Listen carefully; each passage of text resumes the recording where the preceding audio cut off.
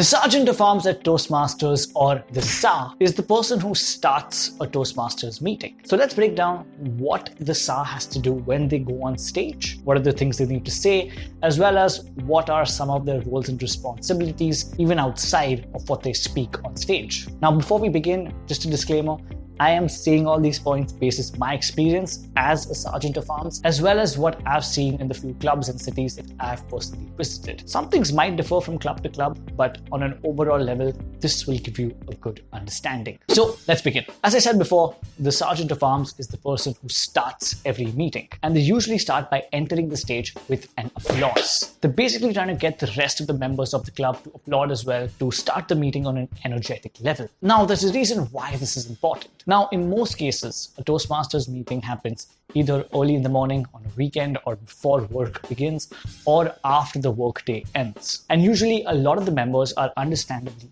tired. So when the SAA comes on stage and kicks off the meeting with an applause, it gets everybody a little more energized and starts the meeting off on a high level. When the person who starts the meeting enters the stage with a low energy, it reflects the mood of the rest of the meeting. So that's the first part. Get the audience riled up from the beginning. Now, there are three more things to speak about. The next is to mention the rules of the club. The main rules are to ask everyone to switch off or put their cell phones on silent mode. This is to ensure that the meeting's flow does not get disrupted by phone calls. The next is to make it clear to all members that we do not discuss sex, religion, or politics during a Toastmasters meeting. And the last thing is to inform the audience to only enter and exit the club during an applause. This is to ensure that nobody gets up in the middle of a speech and disturbs the speaker's flow. Finally, we read out the mission of a Toastmasters club, which is as follows. We provide a supportive and positive learning experience in which members are empowered to develop communication and leadership skills,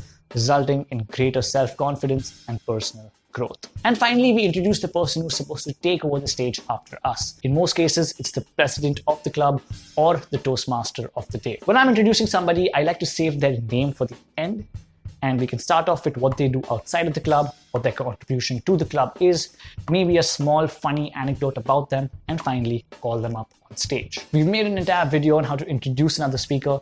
Check that out if you want to dive deeper into this topic. And that's mainly it. Now, depending on your club, the order of these things might change. There might be some additions, subtractions, modifications, but overall, this is mainly what it involves. Now, outside of the stage, there are certain rules and responsibilities that the Sergeant of Arms needs to keep in mind. One of them is to arrive early towards the venue and set it up for the meeting. This involves putting a podium in place, getting the lights and the mic and other technicalities checked, making sure the Toastmasters banner or standee is up, name tags if required, as well as helping out with the organization committee with any other tasks that help set up and ease the flow of the meeting, like setting up the snacks, calling everyone back in after the break is done, and greeting other members. And that's mainly it.